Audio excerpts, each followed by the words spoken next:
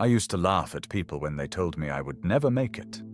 I came to New York in 1850 with nothing but my hands and a dream to build something that mattered. I failed, not once, not 10 times, 1,000 times. But failure taught me what success never could. I left Germany in 1848, a carpenter, trained under masters who demanded perfection. When I arrived in New York, I thought my skills would carry me. I was wrong. America didn't want perfection, it wanted speed, it wanted cheap, it wanted good enough. My first piece took me 3 weeks. Beautiful. Flawless. No one bought it.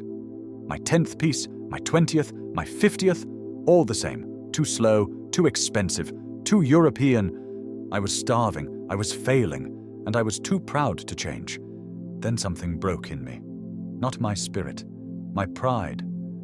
I realized I wasn't failing because I was bad. I was failing because I was stubborn.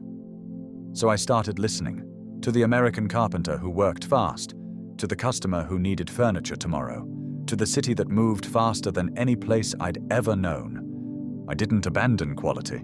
I adapted it. Piece number 100, still no sales. But I was learning. Piece number 300, getting closer, understanding the rhythm.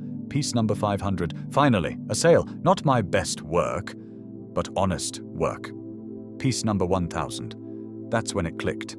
I wasn't a German carpenter in America anymore. I was something new, an American craftsman with European soul. The furniture I made wasn't slow or fast. It was right. Quality that fit the time and place. Success didn't come from doing what I'd always done. It came from failing until I learned what this new world needed. Every failure was a teacher. Every rejection was a lesson. Every piece I threw away brought me closer to the piece that would sell. I failed 1,000 times, but I only needed to succeed once because that one success taught me. You don't need to be perfect. You need to be willing to fail until you learn. If you're failing right now, you're not behind. You're learning. If you've failed 10 times, 100 times, 1,000 times, you're not done. You're in progress. I came to America with hands and hope. I failed more times than I can count, but failure didn't break me. It built me.